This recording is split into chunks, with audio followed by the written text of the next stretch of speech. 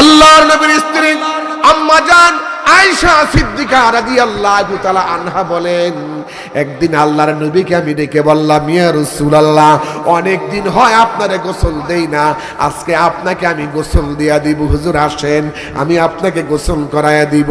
হযরতে রাসূল পাক আয়েশার কথা শুনে এসে খাটিয়ার মধ্যে বসলেন। হযরতে আয়েশা নবীর মাথা মোবারকে পানি ঢালতেছে, নবীজি গোসল করতেছেন।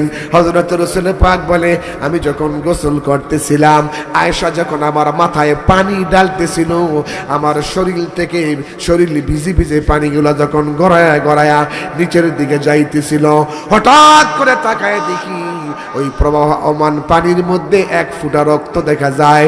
রক্ত দেখে নবী চমকায় গেল। নবী বলে, আয়েশা রে, এই প্রবাহমান গোসলের পানির মধ্যে রক্তর ফোঁটা কোত্থেকে আসলো? আম্মা যারা আয়েশা বলেন, ইয়া রাসূলুল্লাহ, আপনি যে তক্তার মধ্যে খাটিয়ার মধ্যে বসে গোসল করতেছেন, আমার একটা পায়ের আঙ্গুল তক্তার ভিতরে ঢুকে গেছে, ওই আঙ্গুলটা ফেটে তা দিয়া রক্ত বের হয়ে আসতেছে। নবীজি তাড়াতাড়ি করে তক্তার থেকে খাটিয়ার থেকে উঠে গেলেন, আঙ্গুলটা সুন্দর করে ব্যান্ডেজ করে দিলেন আর বললেন, আয়েশা, আঙ্গুল ফেটে গেছে, কতই না তোমার কষ্ট হয়েছে। আয়েশা রে, আঙ্গুল ফেটে রক্ত বের হয়ে গেছে, কতই না কষ্ট তোমার হয়েছে। আয়েশা, আগে কেন বললা না? আমি উঠে যাইতাম আর তোমার আঙ্গুলটা আমি ব্যান্ডেজ করে দিতাম। আম্মা জান আয়েশা বলেন, ইয়া রাসূলুল্লাহ, এটা তো সামান্য পায়ের আঙ্গুল। আমার নবী, সুবহানাল্লাহ বলেন, আমার স্বামী দু জাহানের বাদশাহ মুহাম্মদুর রাসূলুল্লাহ সাল্লাল্লাহু আলাইহি ওয়াসাল্লাম, আমার নবীকে আমি গোসল দিতেছি আর নবী গোসল করতেছে, আর আমার পায়ের আঙ্গুল তক্তার ভিতরে চলে গেছে। এটা তো সামান্য পায়ের আঙ্গুল।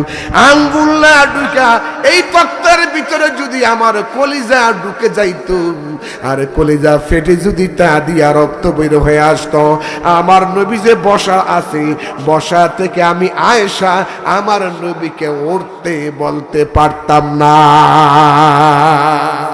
আল্লাহ রাব্বুল আলামিন কোরআনে কারীমের মধ্যে বলছে, নবী আপনি বলুন, قُلْ لَوْ كَانَ الْبَحْرُ مِدَادًا لِكَلِمَاتِ رَبِّي لَنَفِدَ الْبَحْرُ قَبْلَ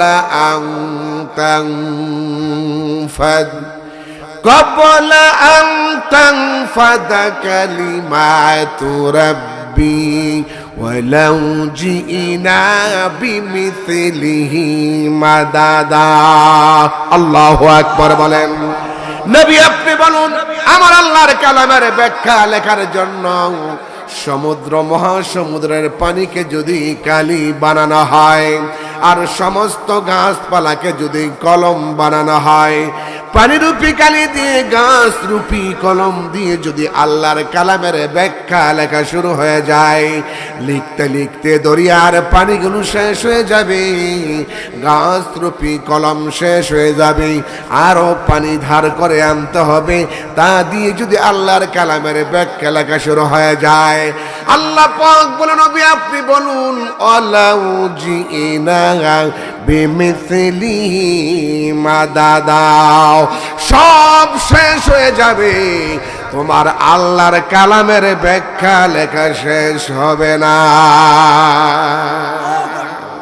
ইমানের পথে অবিচল থেকে, বলেন, ইমানের পথে অবিচল থেকে আমার মরণ যেন হয়। ইমানের পথে অবিচল থেকে, ইমানের পথে অবিচল থেকে আমার মরণ যেন হয়, আমার মরণ যেন হয়। তোমারই কাছে মিনতি আমার, তোমারই কাছে মিনতি আমার, মহামহিম দয়াময়, ইমানের পথে অবিচল থেকে, ইমানের পথে অবিচল থেকে আমার মরণ যেন হয়। বলেন, আমার মরণ যেন হয়, আমার মরণ যেন হয়। সবাই বলেন আমিন। আপনারা ইমান নিয়ে মরতে চান কি চান না? চান কি চান না? আল্লাহ কবুল করুক, বলেন আমিন। বাংলার জমিনে টুডে এন্ড টুমরো ইসলামী হুকুমত কায়েম হোক, এটা কি আপনারা চান? সংসদে কোরআন দিয়া আইন পাস হবে, এটা আপনারা চান কি চান না? ইনশাআল্লাহ সময় আসছে, কোরআনকে বাংলার জমিনে প্রতিষ্ঠিত করার সময় এসেছে। আপনারা আপনাদের রায়, আপনাদের ভোট সঠিক জায়গায় দিবেন, আমি এই প্রত্যাশা ব্যক্ত করি, বলেন আমিন। আমি পবিত্র কালামুল্লাহ শরীফ থেকে আপনাদের খেদমতে আমি তেলাওয়াত করেছি। আল্লাহ পাক বলেন, ওয়ালা তাকুলু লিমান ইউকতালু ফি সাবিলিল্লাহি আমওয়াত বাল আহইয়া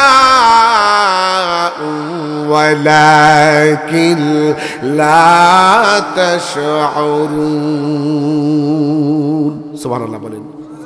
আল্লাহ পাক বলছেন, আমার দ্বীন প্রতিষ্ঠার সংগ্রামে যারা জীবন দিবে এদেরকে তোমরা মৃত বলিও না, বরং তারা জিন্দা। জোরে বলেন, তারা কি? জিন্দা। এটা কে বলছে? আল্লাহ পাক বলছে, আমার দ্বীন প্রতিষ্ঠার সংগ্রামে যারা জীবন দিবে এদেরকে তোমরা মৃত বলিও না, বরং তারা জিন্দা। তোমরা তা অনুধাবন করতে পারো না। জোরে বলেন সুবহানাল্লাহ। আমার ভাইরা, আমার বন্ধুরা, হযরত ওমর রাদিয়াল্লাহু তাআলা আনহুর যুগে একটা যুদ্ধ হয়েছিল রোমানদের সাথে, একটা বিশাল যুদ্ধ হয়েছিল। এই রোমানদের সাথে যে যুদ্ধ হয়েছিল, এই যুদ্ধে রোমান সম্রাট যুদ্ধের ময়দানে রোমান সম্রাটের যিনি সেনাপতি তাকে বলল, এই সেনাপতি, যুদ্ধের ময়দানে আমাদের জয় হোক অথবা পরাজয় হোক, তোমরা এতে আমার কিছু আসে যায় না, তবে মুসলমানদের মধ্য হতে একটা দলকে বন্দী করে রোমের সাম্রাজ্যে হাজির করবা, রোমের রাজধানীতে হাজির করবা। আমি দেখব যে মুসলমানদের চরিত্র কিরকম, এটা আমি দেখতে চাই। আমি আপনাদেরকে বলবো, আপনারা শোনেন, আমরা মুসলমান যারা আমরা মুসলমান আছি, আমরা যুদ্ধ করব কার পথে? যেরকম কার পথে? আল্লাযীনা আমানু ইউকাতিলুনা ফি সাবিলিল্লাহ ওয়াল্লাযীনা কাফারু ইউকাতিলুনা ফি সাবিলিত الطاغوت فقاتلوا أولياء الشيطان إن كيد الشيطان كان ضعيفا। আল্লাহ পাক বলে, যারা ঈমানদার তারা যুদ্ধ করবে আল্লাহর পক্ষে। যদি বলেন কার পক্ষে? আপনারা কি আল্লাহর পক্ষে নাকি শয়তানের পক্ষে? আমরা সবাই আল্লাহর পক্ষে। আর যারা কাফের তারা যুদ্ধ করবে তাগুদের পক্ষে। আর তাগুদ হচ্ছে এমন শক্তি যে নিজে আল্লাহকে অস্বীকার করে না, বরং আল্লাহকে অস্বীকার করতে মানুষকে বাধ্য করে। যেরকম নাউজুবিল্লাহ। রোমের সম্রাট ঘোষণা করল যে সেনাপতি, আমাদের যুদ্ধে জয় হোক অথবা পরাজয় হোক, এতে আমাদের কিছু আসা যায় না। একদল মুসলমানকে বন্দী করে রোমের রাজদরবারে হাজির করবা, আমি দেখব মুসলমানদের ব্যবহারটা কিরকম। সুবহানাল্লাহ। আল্লাহর কাছে সর্বশ্রেষ্ঠ ধর্মের নাম হলো ইসলাম, আর সর্বশ্রেষ্ঠ জাতির নাম হলো মুসলমান। সুবহানাল্লাহ। আমরা হলাম শ্রেষ্ঠ জাতি। আমরা যে শ্রেষ্ঠ জাতি, এটা কি আমার কথা না আল্লাহর কথা? আল্লাহ রাব্বুল আলামিন বলেন, কুনতুম খায়রা উম্মাতিন উখরিজাত লিন-নাসি তা'মুরুনা বিল মা'রুফি ওয়া তানহাউনা আনিল মুনকার তোমরা হলো শ্রেষ্ঠ জাতি, শ্রেষ্ঠ জাতি করে তোমাদেরকে আমি পৃথিবীতে প্রেরণ করেছি। তোমাদের দায়িত্ব হলো মানুষদেরকে ভালো কাজের আদেশ করা আর অন্যায় কাজ থেকে মানুষদেরকে ফিরায়া রাখা, এটা হলো তোমাদের দায়িত্ব। আমার ভাইরা, রোম সাম্রাজ্য আমাদের বাংলাদেশের মতো একটা ছোট রাষ্ট্র না। ভারতীয় উপমহাদেশ যত বড়, এর চাইতে রোমের সাম্রাজ্য আরো বেশি বড়। রোমের বাদশা ঘোষণা করলো যে যুদ্ধের ময়দানে সেনাপতি আমাদের জয় হোক অথবা পরাজয় হোক, একদল মুসলমান বন্দী করে আমার রোমের রাজদরবারে হাজির করব। আর তখন ইসলামের দ্বিতীয় খলিফা হযরত ওমর রাদিয়াল্লাহু তাআলা আনহু, হযরত ওমরকে ছোট মোটো খলিফা, সুবহানাল্লাহ। আল্লাহর নবী বলেন, আনা খাতামুন নবিয়্যিন লা নাবিয়্যা বাদি ওয়ালা রাসূল, আমি শেষ নবী, আমার পরে আর কোনো নবী নাই, আমার পরে আর কোনো রাসূল নাই। আমি শেষ নবী, আমার পরে আর কোনো নবী নাই। আমার পরে যদি আল্লাহ কাউকে নবী বানাতেন, লাকাদ কানা ওমর, হযরতে ওমরকে আমার আল্লাহ নবী বানায়া দিতে। সুবহানাল্লাহ, সুবহানাল্লাহ। এই জন্য কোন কবি বলেন, দাও খোদা দাও আবার আমায় ওমর দারাজ দিল। বলেন, দাও খোদা দাও আবার আমায় ওমর দারাজ দিল। দাও আলীর মতো বীর সেনানী, আলীর মতো বীর সেনানী, জাগাতে নিখিল। দাও খোদা দাও আবার আমায় ওমর দারাজ দিল। দাও খোদা দাও আবার আমায় ওমর দারাজ দিল। হামজাকে দাও গরি গরি জীবন দিতে অকাতরি, আবার কাবা ভাঙতে এলে পাঠাওয়া বাবিল। দাও খোদা দাও আবার আমায় ওমর দারাজ দিল। বলেন, দাও খোদা দাও আবার আমায় ওমর দারাজ দিল। সুবহানাল্লাহ, বলেন সুবহানাল্লাহ। হযরত ওমর ইসলামের দ্বিতীয় খলিফা, তার খেলাফতের যুগে রোম সাম্রাজ্য বিজয় করেছেন আল্লাহ। বলেন তো বিজয় দেওয়ার মালিক কে? আল্লাহ রাব্বুল আলামিন বলেন, ওয়াল্লাহু আ'লামু বিআদাইকুম ওয়া কাফা বিল্লাহি ওয়ালিয়্যান ওয়া কাফা বিল্লাহি নাসীরা। আল্লাহ পাক জানেন কে তোমাদের বন্ধু, কে তোমাদের শত্রু, এটা আল্লাহ পাক জানেন। আর বিজয় দেওয়ার ক্ষেত্রে আল্লাহ হচ্ছে তোমাদের উত্তম অভিভাবক। যেরকম সুবহানাল্লাহ। রোমের বাদশা ঘোষণা করলো সেনাপতিকে, সেনাপতি, যুদ্ধের ময়দানে আমাদের বিজয় হোক অথবা পরাজয় হোক তাতে কিছু আসে যায় না, একদল মুসলমান বন্দী করে আমার রোমের সাম্রাজ্যে আমার রাজধানীতে হাজির করবা, তাদের সাথে আমি কথা বলবো। যেই কথা সেই কাজ। রোম সাম্রাজ্যের সেনাপতি যুদ্ধের ময়দানে পরাজয় বরণ করলো, কিন্তু একদল মুসলমানকে বন্দী করে রোমের বাদশার সামনে হাজির করলো।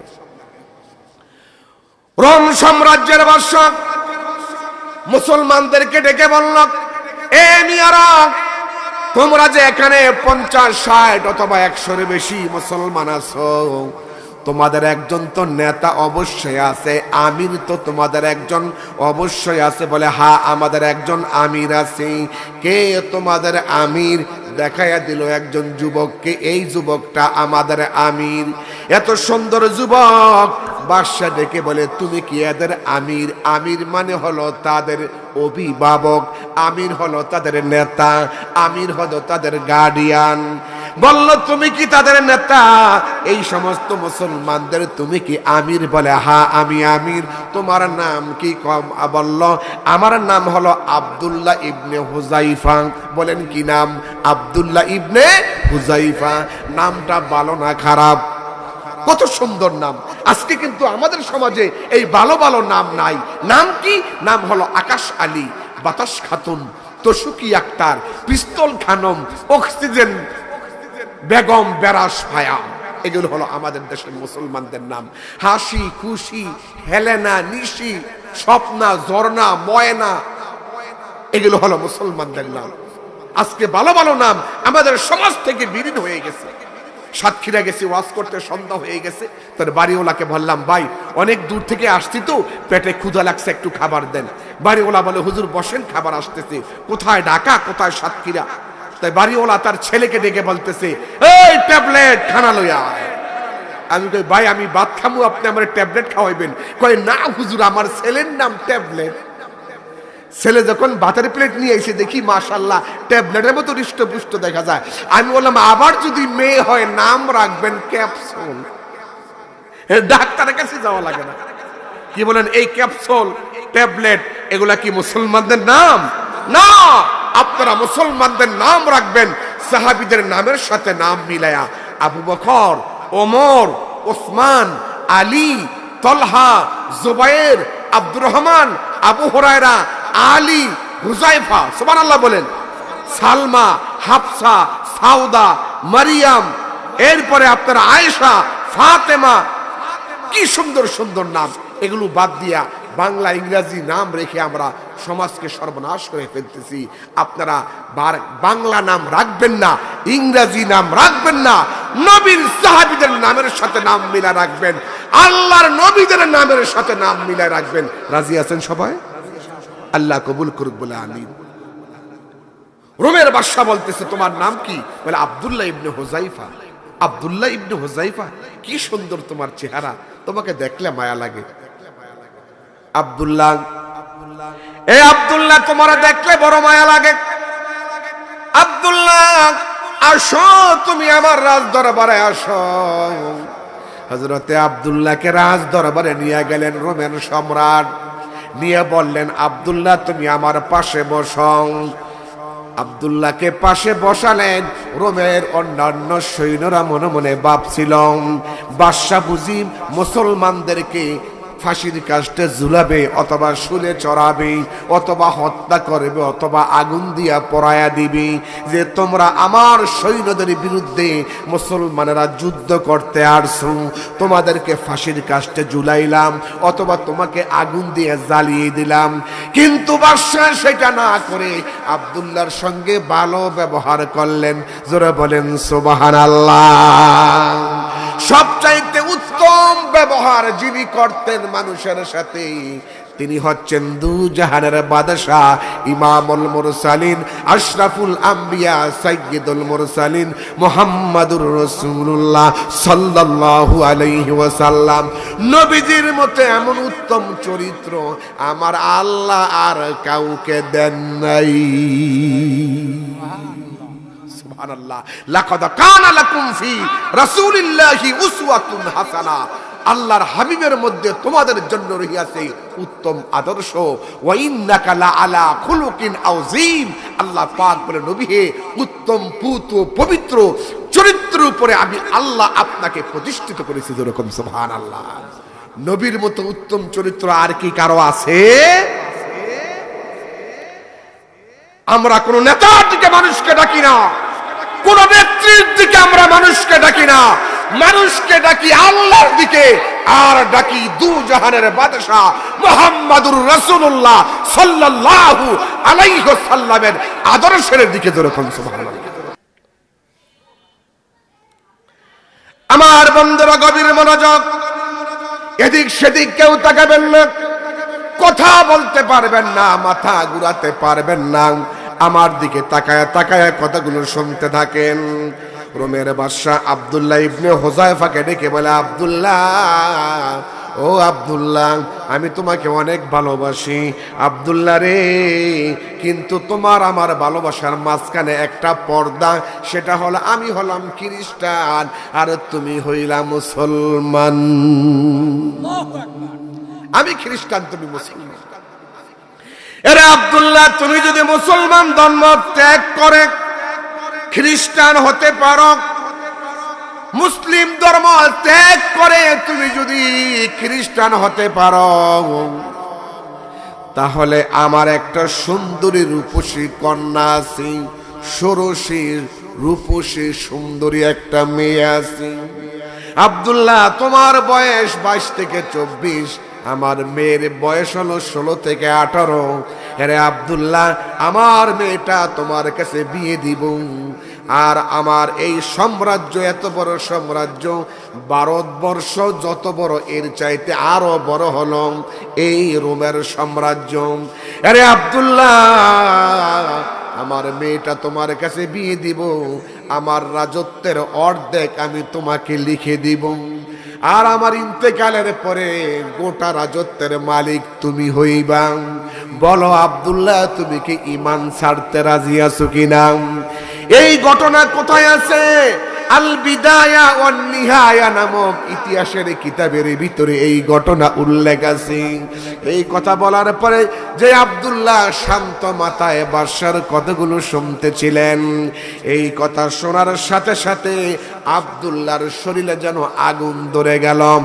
আব্দুল্লাহ ডেকে বলে, বাদশাহ, তুমি কাকে দুনিয়ার লোভ দেখাও? আমরা হলাম মুসলমান, আমাদের অন্তরে আল্লাহর মোহাব্বত ছাড়া, নবীর মোহাব্বত ছাড়া কারো মোহাব্বত নাই। দুনিয়ার জীবনটা হলো ক্ষণস্থায়ী জীবন, আর পরকালের জীবনটা হলো চিরস্থায়ী জীবন। ওমা হাযিহিল হায়াতিদ দুনিয়া ইল্লা লাহুবুন ওয়া লাইবুন ওয়া ইন্নাদ দারাল আখিরাতি লাহিয়াল হায়ওয়ানু লাউ কানু ইয়ালামুন।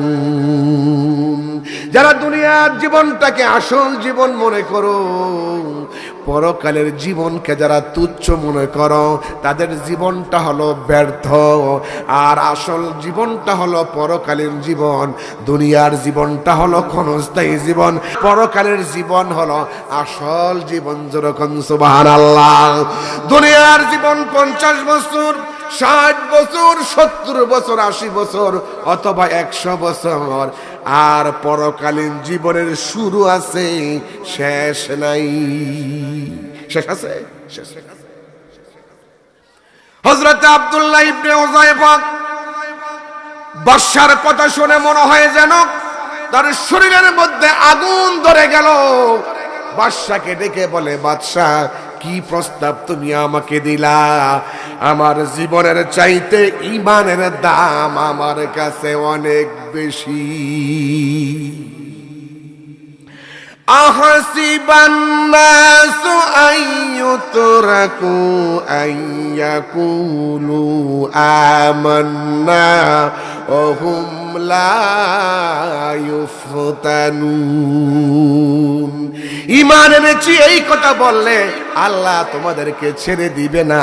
আমি ঈমান এনেছি, আপনি ঈমান এনেছেন, এই ঈমান এনেছি এই কথা বললে আল্লাহ আপনাকেও ছেড়ে দিবে না, আমাকেও ছেড়ে দিবে না। অবশ্যই আল্লাহ আমাদেরকে পরীক্ষা করবে। যেরকম সুবহানাল্লাহ। ওয়ালাকাদ ফাতান্নাল্লাযীনা মিন ক্বাবলিহিম ফালা ইয়া'লামান্নাল্লাহুল্লাযীনা সাদাকু ওয়া লা ইয়া'লামান্নাল কাযিবিন। আল্লাহ রাব্বুল আলামিন বলেন, তোমাদের পূর্বে যারা এই পৃথিবীতে এসেছিল, ঈমানের দাবি যারা করেছিল, আমি তাদেরকেও পরীক্ষা করেছি, আমি তোমাদেরকেও পরীক্ষা করব। কে সত্যবাদী, কে মিথ্যাবাদী? ঈমানের দাবিতে কে সত্যবাদী, ঈমানের দাবিতে কে মিথ্যাবাদী? আমি আল্লাহ অবশ্যই তোমাদেরকে পরীক্ষা করব। সুবহানাল্লাহ। আল্লাহ অবশ্যই তোমাদেরকে পরীক্ষা করবে। অনেক সময় আমাদের জ্বর আসে, আসে না? ছেলে অসুখ হয়, মেয়ের অসুখ হয়, ফসলের জমিতে ভালো ফসল হয় না। আমরা তখন অনেকে বলি, আমি এত ইবাদত করি, এত আল্লাহকে ডাকি, আমার কি এত জ্বর হওয়া লাগে, আমার এত অসুখ হওয়া লাগে? এরকম আমরা বলি না? খবরদার, কখনো জ্বর আসলে অধৈর্য হবেন না, বিপদে পড়লে অধৈর্য হবেন না, মুসিবতে পড়লে অধৈর্য হবেন না। বিপদে মুসিবতে কার উপর ভরসা করবেন? যখন কার উপরে? দুনিয়ার সমস্ত নবী রাসূলের সামনে যখন বিপদ আসতো, তখন নবীরা এই কথাটা বলতেন, ওয়ামা লানা আল্লা নাতাওয়াক্কালা আলাল্লাহি ওয়া ক্বাদ হাদানা সুবুলানা। আমরা আল্লাহর উপর ভরসা করব না তো কার উপর ভরসা করব? তিনি তো আমাদেরকে নবী করে পাঠিয়েছেন, তিনি তো আমাদেরকে রাসূল করে পাঠিয়েছেন। ওয়ালা নাসবিরান্না আলা মা আযাইতুমুনা ওয়া আলাল্লাহি ফালিয়াতাওয়াক্কালিল মুতাওয়াক্কিলুন। হে কাফেররা, তোমরা আমাদেরকে উৎপীড়ন দাও, দুঃখ দাও, কষ্ট দাও, আমরা ধৈর্য ধারণ করব। আর ভরসা করব কার উপরে? আল্লাহর উপরে ভরসা করব। আব্দুল্লাহ ইবনে হুযায়ফা রাদিয়াল্লাহু তাআলা আনহু বাদশাকে ডেকে বলে, বাদশা, তুমি কাকে দুনিয়ার লোভ দেখাও? আমার অন্তরে আল্লাহর মুহাব্বত ছাড়া, নবীর মুহাব্বত ছাড়া আর কোনো মুহাব্বত।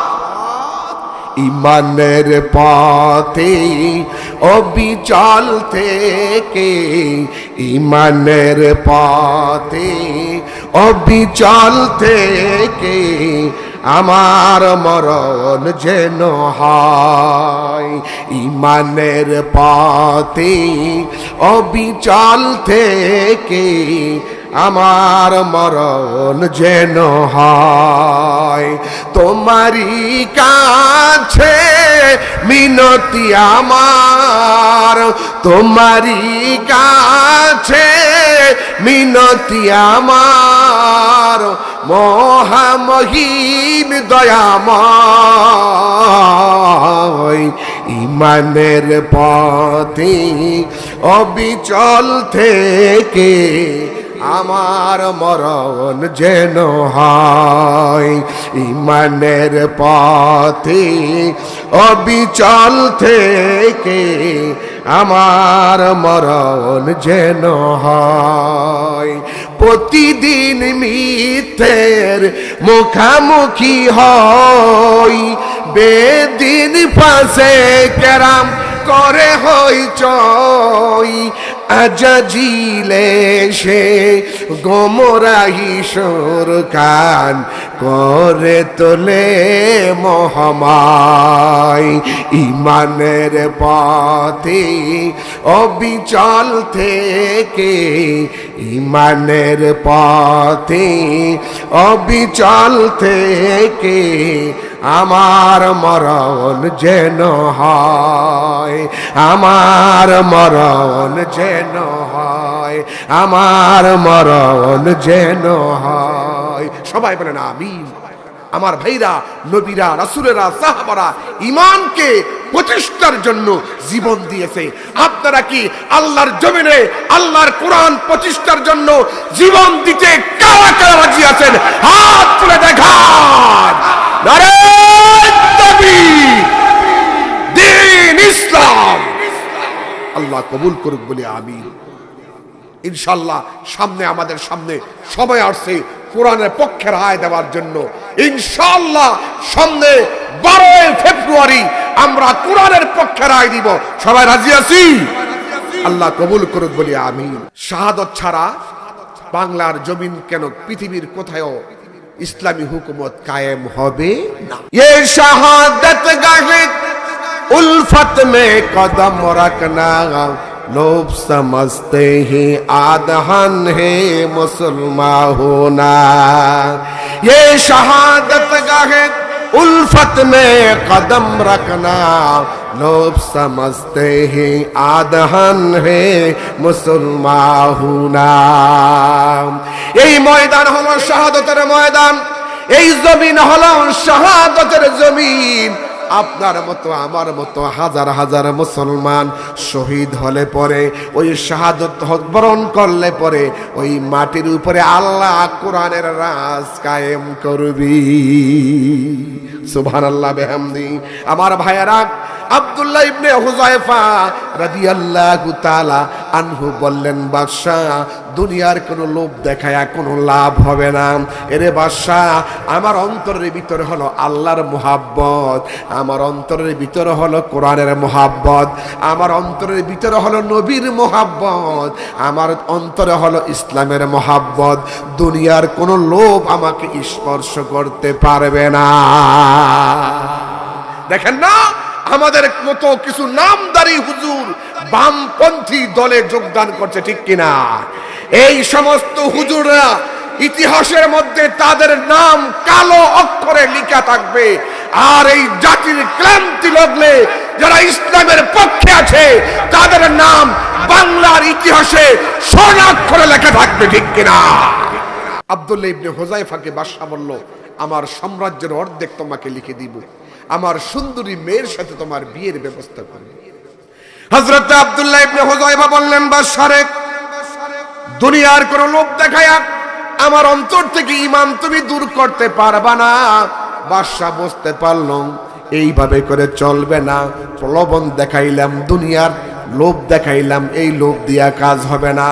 বাদশা দরবার থেকে বাসায় চলে গেল, আর বাসারের ভিতরে যাইয়া প্রধান উজিরকে দেখে বলে, উজির রে, এ উজির শোনাম, এই আব্দুল্লাহ ইবনে হুযায়ফা সহ যত মুসলমান আছে এদেরকে কারাগারে বন্দী করো, আর আব্দুল্লাহকে কোনো খাবার দিবা না, সকালের নাস্তা, দুপুরের খাবার, রাতের খাবার বন্ধ করে দাও, দেখি তার ঈমানের কত পাওয়ার, দেখি তার ঈমানের কত শক্তি। আব্দুল্লাহ ইবনে হুযায়ফা বলল, এ বাদশা, কারে খাদ্যের ভয় দেখাও? আমরা হলাম মুসলমান, বছরে 1 মাস না খেয়ে থাকা আমাদের জন্য ফরজ। বছরে কয় মাস রোজা রাখা ফরজ? 1 মাস রোজা রাখা ফরজ। আসতেছে আমাদের সামনে রমজান, রমজানের রোজা রাখবেন না ইনশাআল্লাহ? নাকি বলবেন হুজুর আমার গ্যাস্ট্রিক গ্যাস্ট্রিক? রোজা আইলি কই গ্যাস্ট্রিক গ্যাস্ট্রিক? আমি কই গ্যাস্ট্রিক না তো প্লাস্টিক। রোজা রাখলে আল্লাহ গ্যাস্ট্রিক ভালো করে দিবে, সুবহানাল্লাহ বলুন। মুসলমান এমন জাতি যার বছরে 1 মাস না খেয়ে থাকা ফরজ, সুবহানাল্লাহ। রমজান মাসে কি দিনের বেলা খাওয়া যায়? হারাম। বলেন কি হারাম? বাদশা ঘোষণা করলেন, এই আব্দুল্লাহ ইবনে হুযায়ফাকে জেলখানায় বন্দী করো। আব্দুল্লাহ ইবনে হুযায়ফাকে জেলখানায় বন্দী করো। আব্দুল্লাহ ইবনে হুযায়ফাকে জেলখানায় বন্দী করা হলো। সকালের নাস্তা, দুপুরের খাবার, রাতের খাবার বন্ধ করে দেওয়া হলো, যাতে করে আব্দুল্লাহ ইবনে হুযায়ফা জেলখানায় না খেয়ে খেয়ে মরে যায়। 1 সপ্তাহ হয়ে গেল খাদ্য বন্ধ, 1 সপ্তাহ হয়ে গেল খাবার বন্ধ। আপনারা বলেন তো, একটা মানুষ কয়দিন না খায়া থাকতে পারে? কয়দিন? 1 দিন অথবা 2 দিন অথবা 3 দিন, এর বেশি তো না খায়া কোনো মানুষ বাঁচতে পারে না। হযরতে আব্দুল্লাহ ইবনে হুযায়ফা 1 সপ্তাহ হয়ে গেল না খেয়ে আসি, 1 সপ্তাহ হয়ে গেল না খেয়ে আসি। হযরতে আব্দুল্লাহ ইবনে হুযায়ফার খোঁজ নেওয়ার জন্য একজন ডাক্তারকে জেলখানায় পাঠিয়ে দিল। ডাক্তার গিয়ে দেখো আব্দুল্লাহ ইবনে হুযায়ফার খবর কি। ডাক্তার গিয়ে আব্দুল্লাহ ইবনে হুযায়ফাকে ডাক দিলেন। ডাক দেওয়ার পরে আব্দুল্লাহ ইবনে হুযায়ফা 1 সপ্তাহ পর্যন্ত না খায়া থাকার কারণে কথা বলতে পারে না, জবান বন্ধ হয়ে গেছে, হাঁটতে পারে না, নড়াচড়া করতে পারে না। ডাক্তার বাদশার কাছে গিয়ে বলল, এই বাদশা, নবীর সাহাবী মুসলমান আব্দুল্লাহ ইবনে হুযায়ফা 1 সপ্তাহ না খেয়ে থাকার কারণে তার জবান বন্ধ হয়ে গেছে, কথা বলতে পারে না।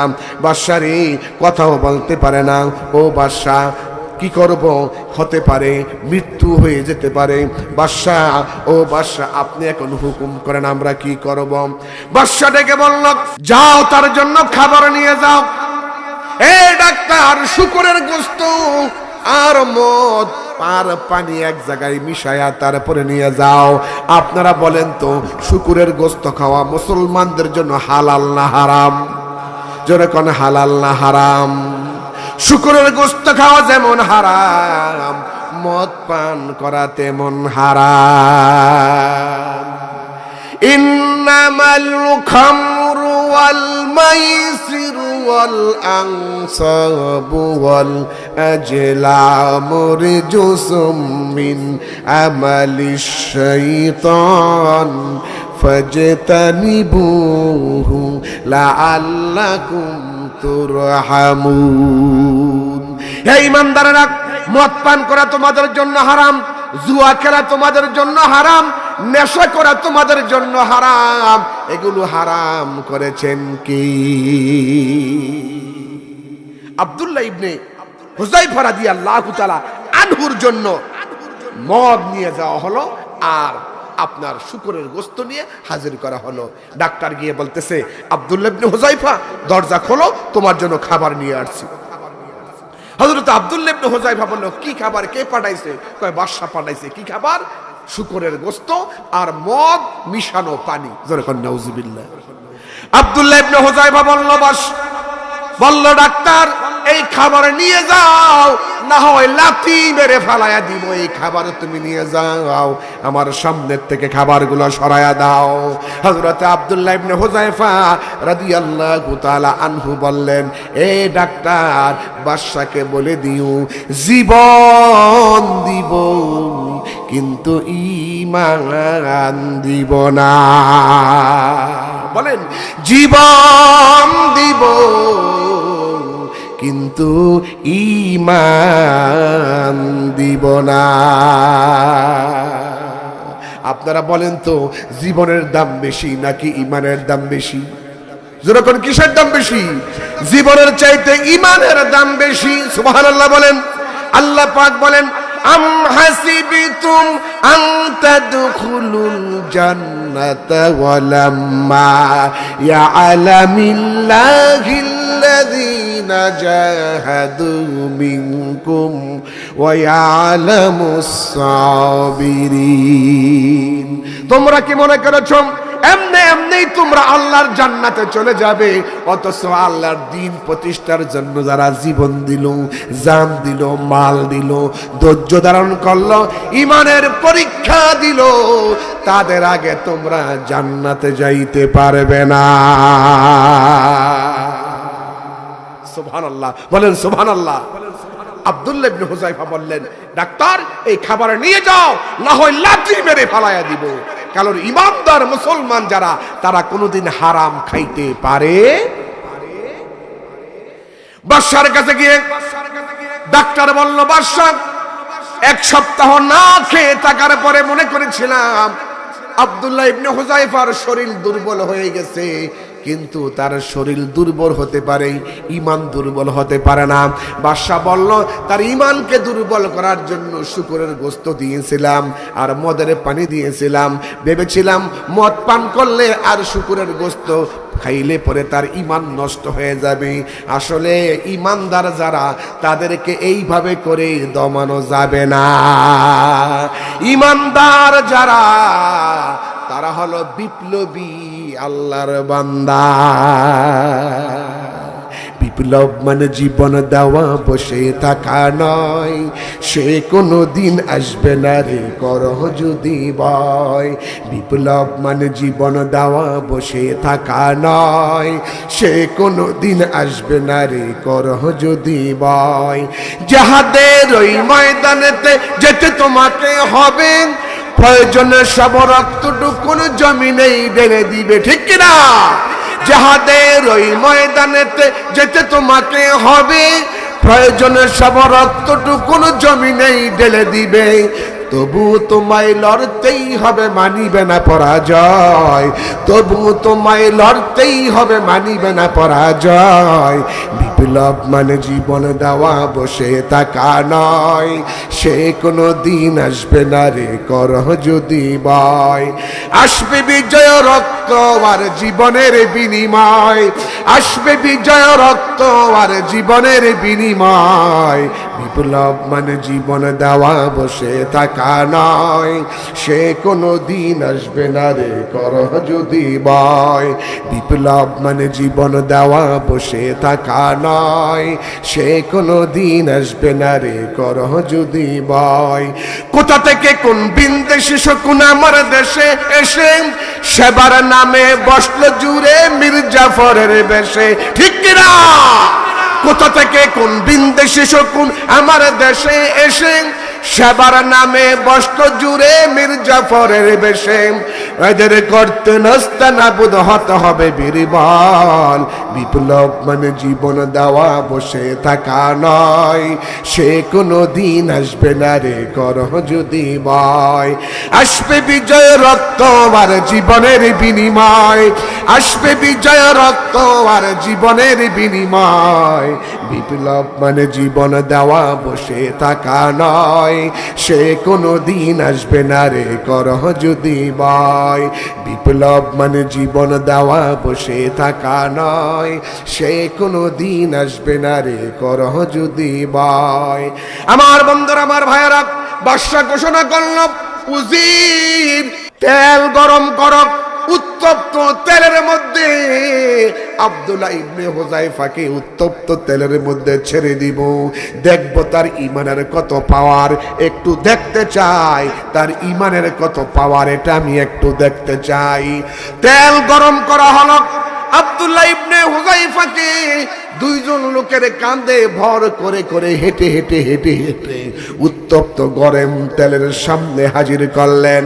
আর আব্দুল্লাহ ইবনে হুযায়ফাকে বললেন, আব্দুল্লাহ ইবনে হুযায়ফা, ঈমান যদি না ছাড়ো উত্তপ্ত তেলের মধ্যে তোমাকে ফালায় দেওয়া হবে।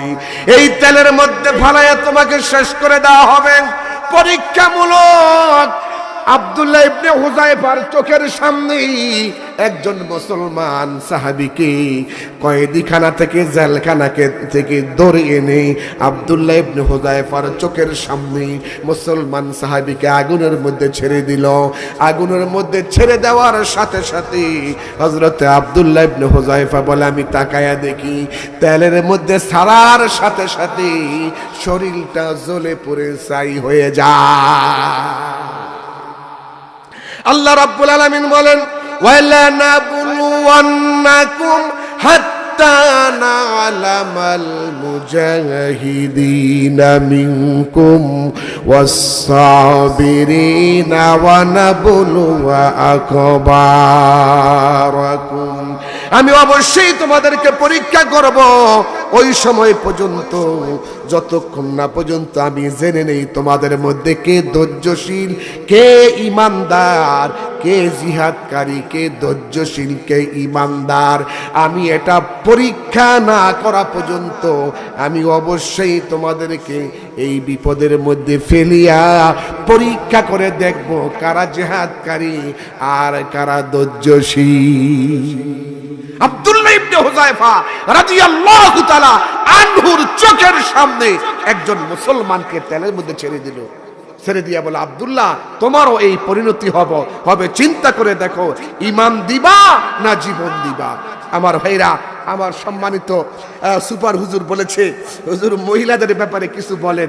আমি মহিলাদের ব্যাপারে 4টা ওয়াজ করব। বলেন কয়টা ওয়াজ? 4টা ওয়াজ।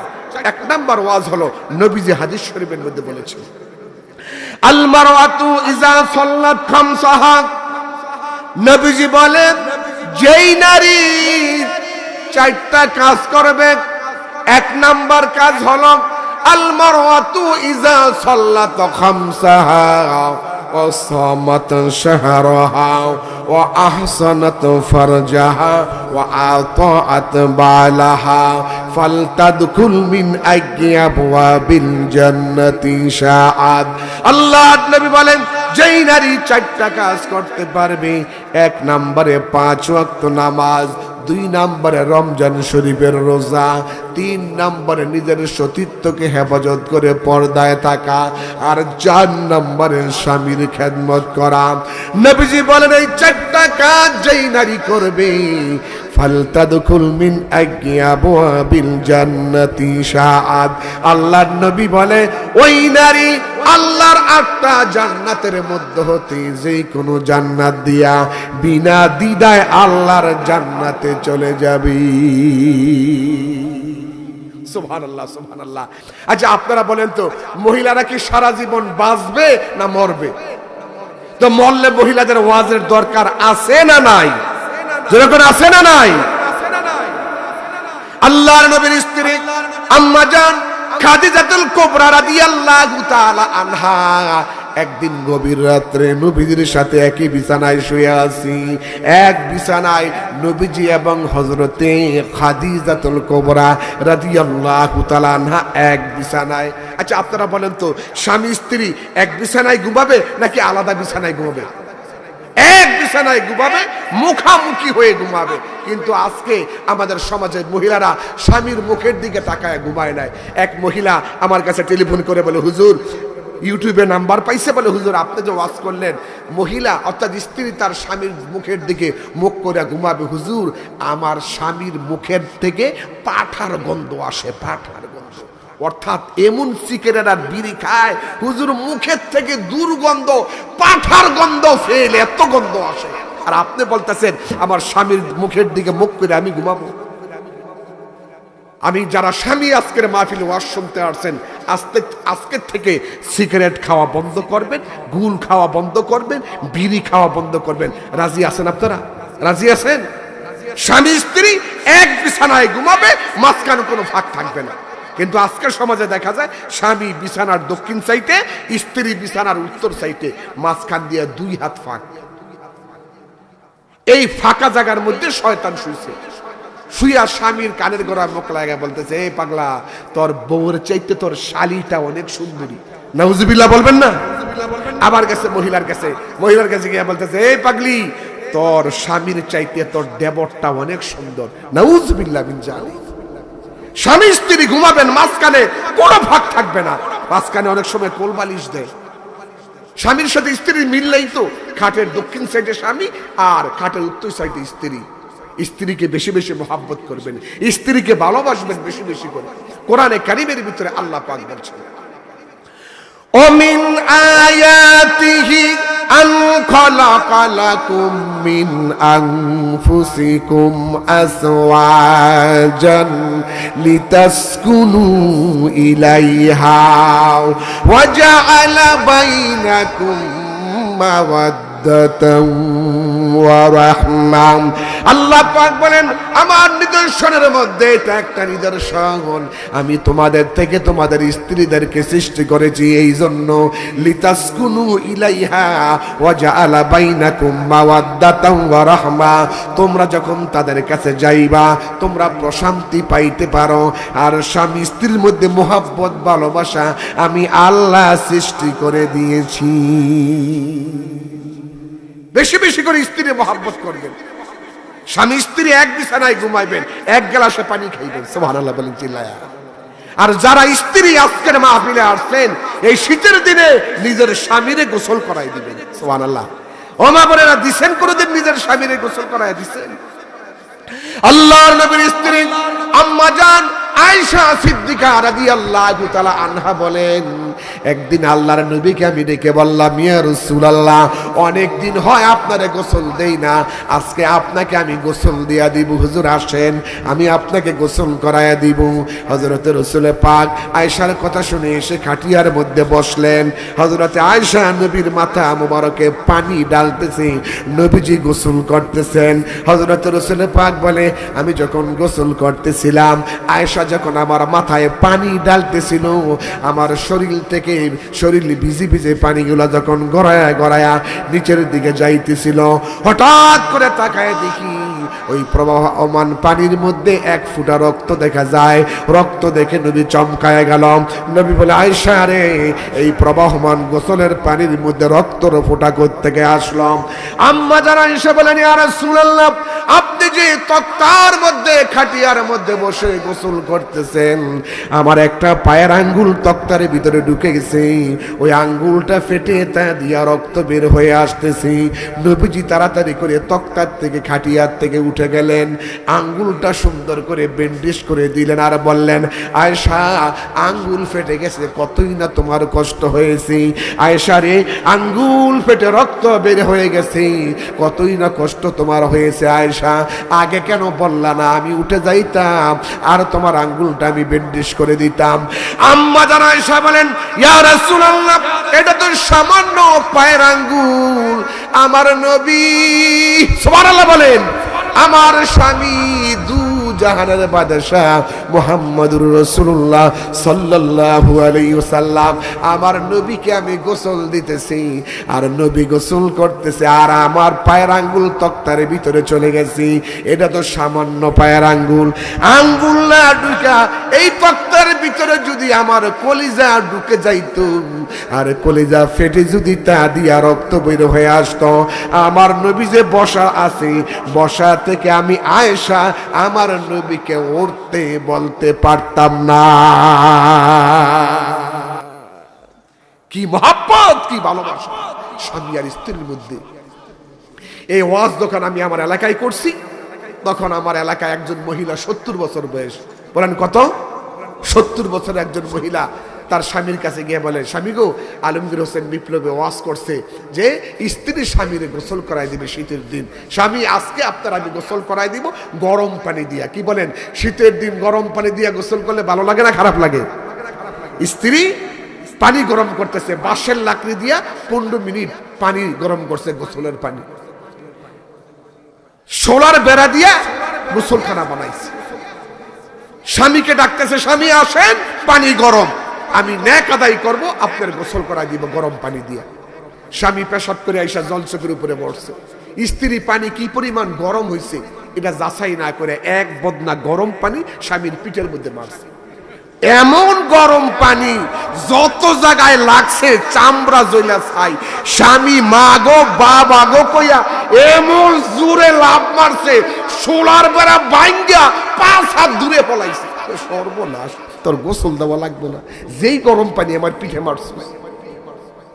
স্ত্রী কয়, স্বামী গেলেন কোথায়, আসেন আর এক বদনা পানি দিয়া ভালো করে গোসল করাই দেয়, আমি নেক আদায় করবো। আপনি জান কয়, তোর গোসল দেওয়া লাগতো না, যেই গরম পানি আমার পিঠে মারছ চামড়া জইলা ছাই।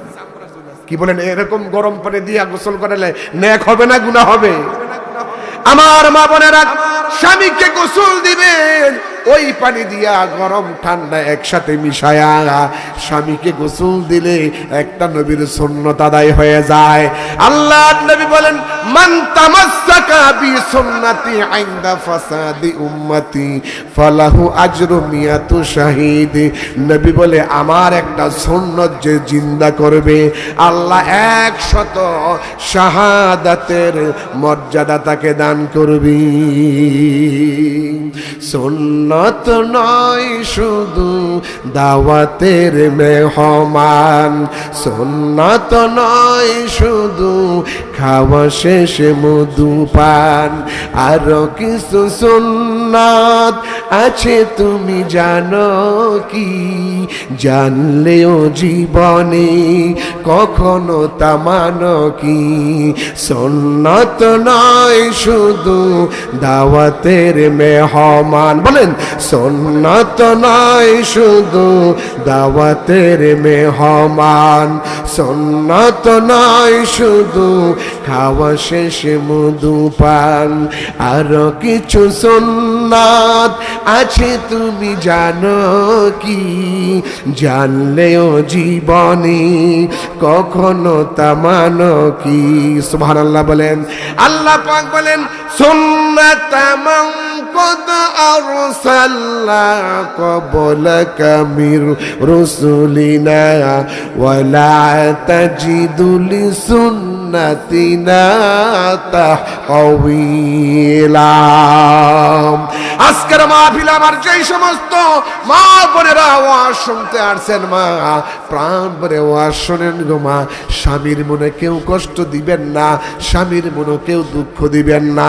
আল্লাহর নবী সাহাবারা নবীকে বলেন, ইয়া রাসূলুল্লাহ, আপনি যখন পাহাড়িয়া জঙ্গলের ভিতর দিয়ে হাঁটতেছিলেন, দূরের থেকে দেখলাম জঙ্গি উট আইসা আপনার পায়ে সেজদা দিয়া উটগুলো আওয়াজের জীবন ধন্য করল। নবী গো, উটেরা আপনার পায়ে সেজদা দিয়া তাদের জীবন ধন্য করল। আপনি যদি আমাদেরকে অনুমতি দিতেন, আমরাও আপনার পায়ে সেজদা করি আমাদের জীবনকে আমরা ধন্য করে ফেলতাম। নবী বলেন, সাহাবীরা রে, মানুষকে মানুষের জন্য সেজদার পারমিশন যদি আমি দিতাম, দুনিয়ার সমস্ত নারীদেরকে বলতাম, ও নারীরা, তোমরা তোমাদের স্বামীর পায়ে সেজদা করো। সুবহানাল্লাহ, সুবহানাল্লাহ। এখানে স্বামীর মর্যাদা অনেক বেশি। বলতেছিলাম, নবীজি আর হযরতে খাদিজা দুইজন এক বিছানায় ঘুমিয়ে আছে। আপনারা কি আলাদা ঘুমাইবেন না একসাথে ঘুমাইবেন? বুড়া বুড়ি তাতে কি হইছে? মন কোনোদিন বুড়া হয় না, মানুষ বুড়া হয়, মন বুড়া হয় না। এক বিছানায় ঘুমাইবেন যত জীবন দুনিয়ায় বেঁচে থাকেন। রসুল আর হযরতে খাদিজা এক বিছানায় ঘুমাইতেছে। হযরতে মা খাদিজা ঘুম থেকে উঠে আল্লাহর হাবিবের ডান হাত ধরে চোখের পানি ফেলে কাঁদতেছে। নবীজি হযরতে খাদিজার কান্না দেখে নবীজি ঘুম থেকে জেগে দেখতেছেন সবাই রাতের বেলা ঘুমায়, খাদিজা ঘুমাচ্ছে না, খাদিজা চোখের পানি ফেলে কাঁদছে।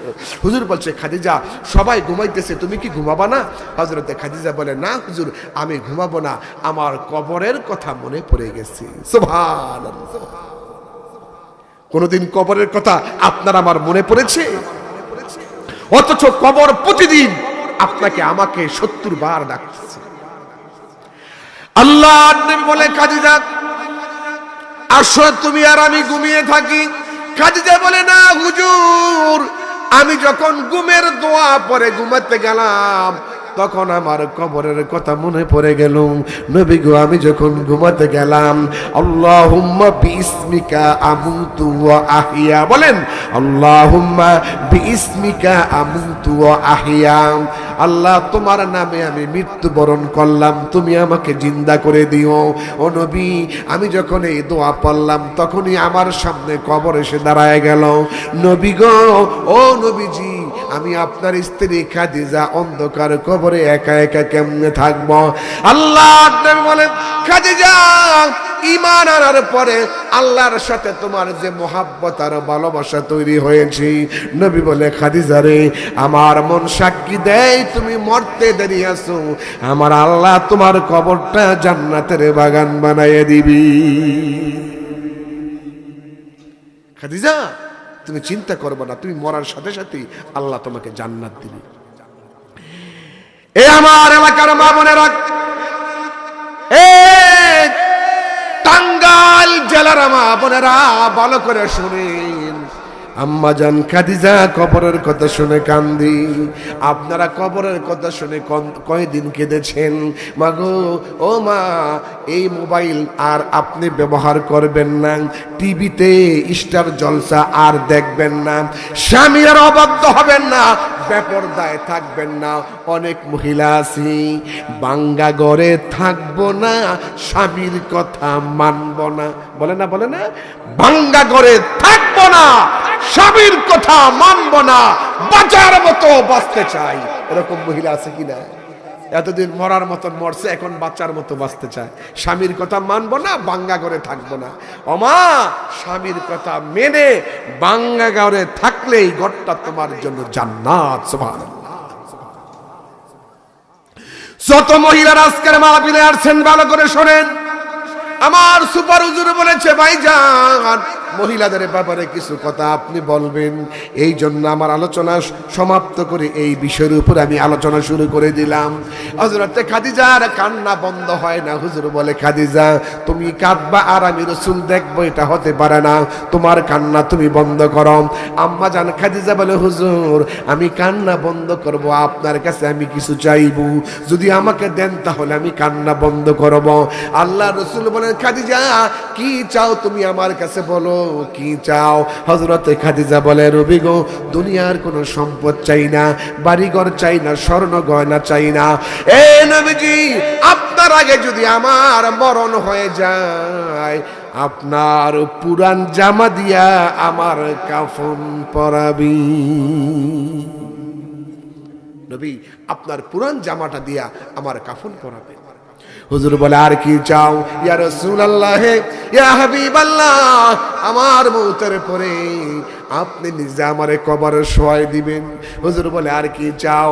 হযরত খাদিজা বলে ইয়া রাসূলুল্লাহ আমাকে শোয়াই দেওয়ার পরে কবরে নবী গো আমার কবর থেকে যখন সবাই চলে যাবে ইয়া রাসূলুল্লাহ আপনি আমার কবর ছাড়তে পারবেন না, আপনি আমার কবরের পাশে বসে থাকবেন।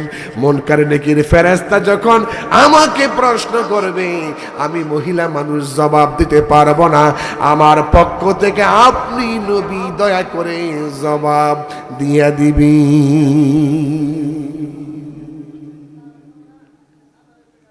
কে আগে মরবে, কখন মরবে, এগুলা কি আমরা কেউ জানি? জানেন আপনারা? জানেন আমার মরণ আসিবে কখন কেউ তো জানে না, আমার মরণ আসিবে কখন কেউ তো জানে না।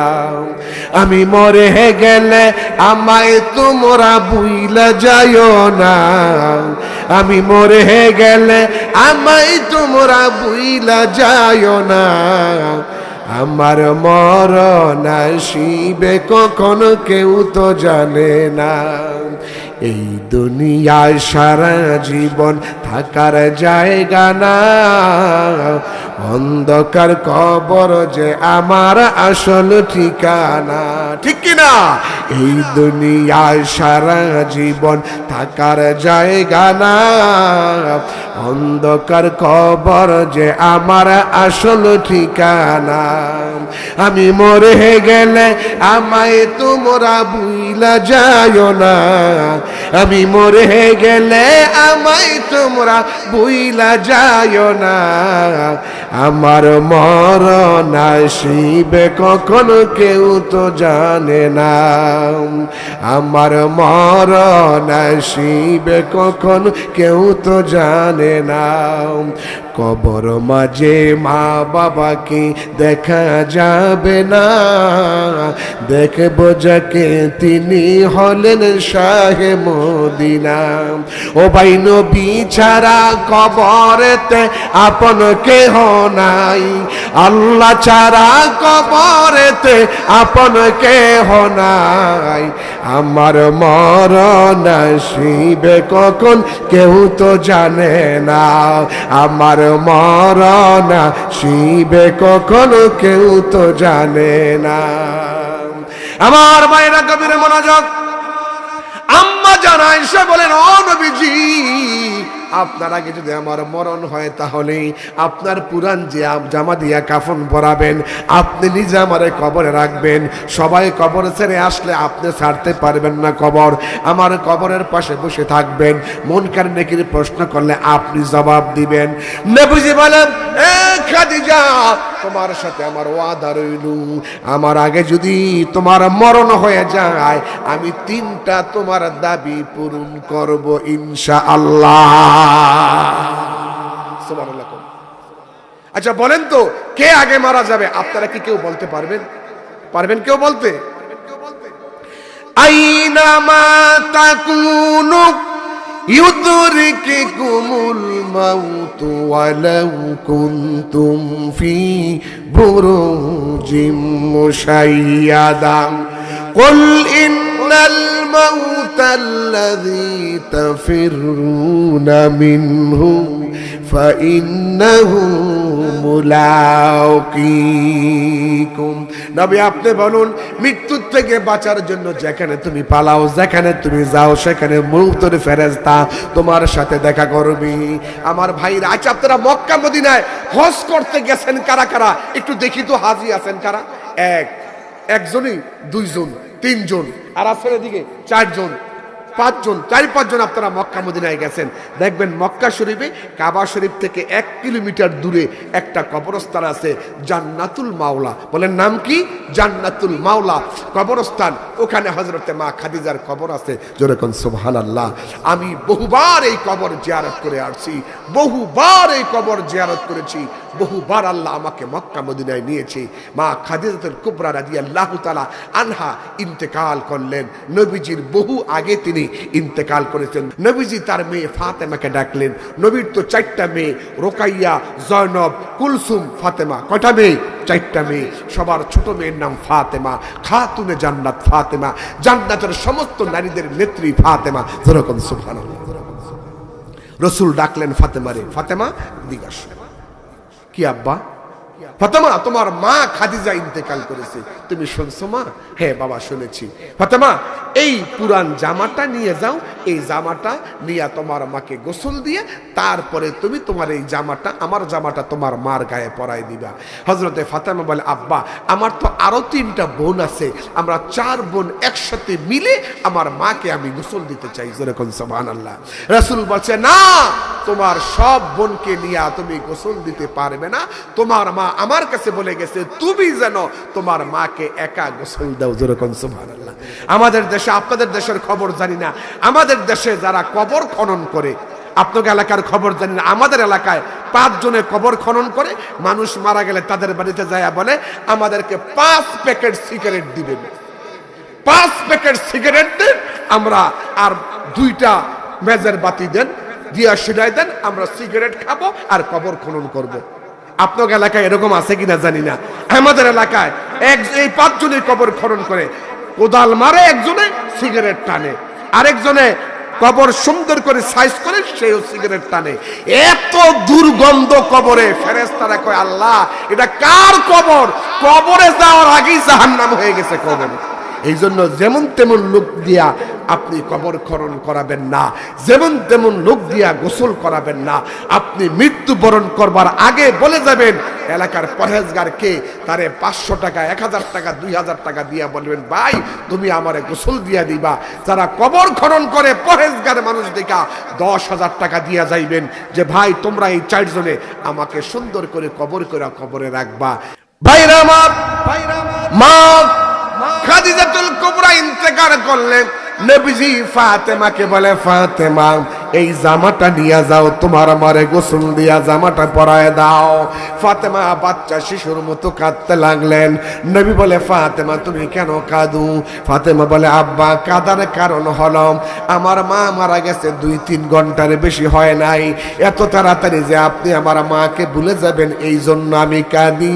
বাবা গো, আমার মা ইসলামের জন্য, আপনার দ্বীনের জন্য, আল্লাহর ইসলামের জন্য, ও বাবা মার লক্ষ লক্ষ কোটি কোটি টাকা ইসলামের রাস্তায় খরচ করেছি, দ্বীনের রাস্তায় ব্যয় করেছি। আজকে আমার মা মারা গেছি, বাজারে কি নতুন কোনো কাপড় নাই গো বাবা, যেই নতুন কাপড় দিয়ে আমার মারে কাফন পরানো যায়। একটা পুরান জামা দিলেন বাবা, এই জামাটা আমার মাকে গায়ে পরাবার জন্য বললেন। বাবা পুরান জামা দিয়ে দেখার কারণে চোখে পানি আসলো। আমার মা সারা জীবন ইসলামের জন্য কষ্ট করে গেল, খেদমত করে গেল, আজকে পুরানো একটা জামা আমার মার গায়ে আপনি পরাইতে বলেন। নবী বলে, ফাতেমা তুমি তো জানো না তোমার মা হযরতে খাদিজাতুল কুবরা আমার কাছে বলে গেছে নবী গো দুনিয়ার কোনো জামা কাপড় আমার গায়ে পরাবেন না, আমার ইন্তেকাল যদি নবী আপনার আগে হয় আপনার একটা পুরান জামা দিয়া আমার কাফন পরাইবি। ফাতেমা তুমি জানো না তোমার মা বলেছে এই জামা দিয়া তোমার মারে কাফন দেওয়ার জন্য। কাঁদিও না গো মা, কেঁদো না, তোমার কান্না বন্ধ করে যাও, জামাটা নিয়ে যাও, তোমার মারে গোসল করায় জামাটা পরায় দাও। ফাতেমা বাচ্চা শিশুর মতো কাঁদতে কাঁদতে ঘরের ভিতরে যায় আমারে গোসল দিলেন। যখন জামাটা পরাবে তার মায়ের গায়ের মধ্যে, হযরতে ফাতেমা বলে, ইয়ানজুরু বিনুরিল্লাহ, আমি নূরের চক্ষু দিয়া তাকায় দেখি জান্নাত থেকে হাজার হাজার হুর গিলমান আইসা জান্নাতি পোশাক আমার মার গায়ে পরাই দিয়েছি। ফাতেমা কিছুক্ষণ পরে হাসতে হাসতে তার বাবা নবী মুহাম্মদুর রাসূলুল্লাহ সাল্লাল্লাহু আলাইহি ওয়াসাল্লামের কাছে গেলেন। নবী বলেন, ফাতেমা, কিছুক্ষণ আগে তুমি কাঁদতে কাঁদতে আমার কাছ থেকে বিদায় নিয়ে চলে গেলাম, এখন আবার হাসতে হাসতে আমার কাছে আসলা, কারণ কি? ফাতেমা বলে, আব্বা, জানার পরেও যখন আপনি জানতে চান তাহলে শুনেন বাবা। বাবা গো, আমি যখন আমার মারে গোসল দিয়া যখন পুরান জামাটা আমার মার গায়ে পরাবো, আমি দেখি গো বাবা, জান্নাত থেকে হাজার হাজার হুর গেলমান আইসা আমার মার গায়ে জান্নাতের পোশাক পরাই দিয়েছি। ভাইরা আমার, যারা মক্কা মদিনায় হজ করতে যাবেন, মক্কায় মাওলা জান্নাতুল মাওলা কবরস্থানের শেষ সীমানায় হযরতে মা খাদিজার কবর আছে, কবর জিয়ারত করবেন। রুহানি ফয়েজ আপনি পাইবেন মা খাদিজার কবর জিয়ারত করলে। মা খাদিজা সাধারণ কোন মহিলা না, সমস্ত মুমিনদের মা, সমস্ত মুমিনদের মা হযরতে খাদিজাতুল কুবরা রাদিয়াল্লাহু তাআলা আনহা। নবীজি নিজে মা খাদিজাকে কবরে শোয়াই দিলেন, নিজে কবরে শোয়াই দিয়া আল্লাহর হাবিব সাহাবীদেরকে বলে, সাহাবীরা সবাই তোমরা চলে যাও, আমার বিবির সাথে আমার আর একটা ওয়াদা বাকি আছে, এই ওয়াদাটা আমি এখন পূরণ করব। সব সাহাবী চলে গেল, আল্লাহর নবী হযরতে খাদিজার কবরের সামনে বসা। কত মহব্বত করতেন নিজের বিবিকে। আপনারা কোনোদিন যাদের বউ মারা গেছে স্ত্রীর কবরে রাইখা কবরের পাশে বসে রয়েছেন 2-3 ঘন্টা, এরকম ইতিহাস আপনাদের কারো আছে? কারণ এই ইতিহাস কেউ দেখাতে পারবে না। এক এলাকায় এক লোকের বউ মারা গেছে, তখন স্বামী কবরস্থানে বৈশা পাখা দিয়া কবরের মাটিতে বাতাস করতেছে। লোকেরা বলতেছে, ভাই এটা কি আপনার মার কবর? কয় না। বাবার? বলে না। কার কবর? এত মহাব্বত করছেন, দুনিয়ায়ও বাতাস করছেন, মরছে এখনো কবরের মাটিতে বাতাস করতেছেন, এটা কার কবর? কয় আমার স্ত্রীর কবর। লোকেরা আরে বাবার স্ত্রীর খুব মহাব্বত করতেন না, দুনিয়ায়ও বাতাস করছেন, মারা গেছে এখন কবরের মাটিতে বাতাস করতেছেন। কয় না ভাই, এই জন্য বাতাস করি না। কেন বাতাস করেন? আমাদের দেশের একটা নিয়ম আছে, কারো বউ মারা গেলে ওই বউয়ের কবরের মাটি যতক্ষণ পর্যন্ত না শুকাইব অতক্ষণ পর্যন্ত স্বামী আরেকটা বিয়ে করতে পারে না। তো আমি বাতাস করতেছি যাতে মাটিটা তাড়াতাড়ি শুকায় যায়, আরেকটা বিয়ে করতে পারি। বলেন এটা কি মহাব্বত হইল? এটা মহাব্বত? আসল মহাব্বত করেছেন আমার নবীজি, সুবহানাল্লাহ। আর আপনারা কি নবীকে মহাব্বত করতে চান কি চান না? চান কি চান না? নবীর মহাব্বতের নাম হলো ঈমান। আল্লাহ রাব্বুল আলামিন বলেন, কুল ইন কুনতুম তুহিব্বুনাল্লাহা ফাত্তাবিউনি ইউহিব্বুকুমুল্লাহ ওয়া ইয়াগফির লাকুম যুনুবাকুম আল্লাহু গফুরুর রহিম। নবী আপনি বলেন, পৃথিবীর মানুষেরা তোমরা যদি আল্লাহর ভালোবাসা পেতে চাও তাহলে আমার বন্ধুকে অনুসরণ করো, তাহলে আল্লাহ তোমাদেরকে ভালোবাসবে, তোমাদের জীবনের সব গুনাহ আল্লাহ মাফ করে দিবে।